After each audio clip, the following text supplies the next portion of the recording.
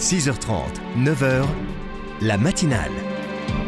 Et François Huguenin nous a rejoint dans le studio pour son édito. Bonjour François. Bonjour Stéphanie. Alors vous avez écouté attentivement les mots de Delphine Allaire revenant sur la conférence de presse hier soir du pape François à son retour du Japon. Il a évoqué l'arme nucléaire. Il voudrait qu'elle soit très fermement condamnée et condamnée dans le catéchisme de l'Église catholique. Et oui, c'est donc une forte déclaration du pape François. Et à Nagasaki, juste avant, il avait clairement condamné non seulement donc l'utilisation de l'arme nucléaire, mais également sa possession par les États, même à des fins de dissuasion.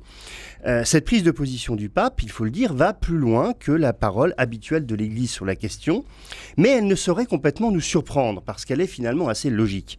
D'une part, parce que la dissuasion nucléaire vient menacer dans un même geste les forces combattantes et les populations civiles, ce qui est assurément contraire au droit de la guerre, et d'autre part, la menace nucléaire est en soi une réponse disproportionnée à toute forme d'agression, en contradiction avec ce que dit l'Église sur la fameuse théorie de la guerre juste, si tant est qu'il y ait une guerre juste.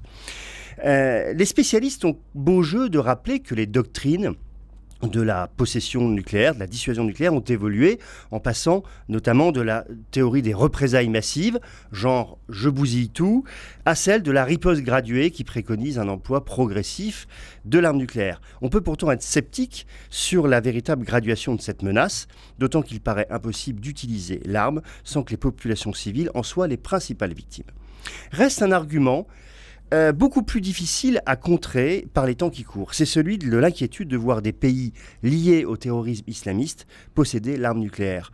De ce fait, le désarmement aujourd'hui semble difficilement envisageable pour des pays comme les États-Unis, la Russie ou même la France. Alors, il faut remettre les propos du pape François dans leur contexte et pour ce qu'ils sont. Il faut rappeler que jamais un pape ne pourra se substituer au pouvoir souverain des États. Ce serait une confusion théologico-politique absolument insupportable. Ces propos donc ne sont pas véritablement normatifs, y compris pour des catholiques. Mais ils ne sont pas non plus à considérer comme des paroles pieuses du pape qui n'ont aucune valeur.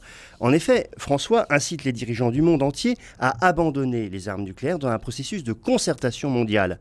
Ce discours prophétique du pape François a donc deux vertus. Non seulement il rappelle le cap qui est celui de la paix, et qui nous engage tous, mais en plus il fournit la méthode, qui est la concertation. C'est maintenant donc au pouvoir politique de jouer dans leur propre domaine de responsabilité, en laissant éclairer leur conscience par la voix singulière du premier des catholiques. Merci beaucoup François Huguenin. Cet édito, vous pouvez le retrouver en vidéo sur notre chaîne YouTube. Vous pouvez aussi retrouver un dossier consacré au voyage du pape en Asie sur rcf.fr.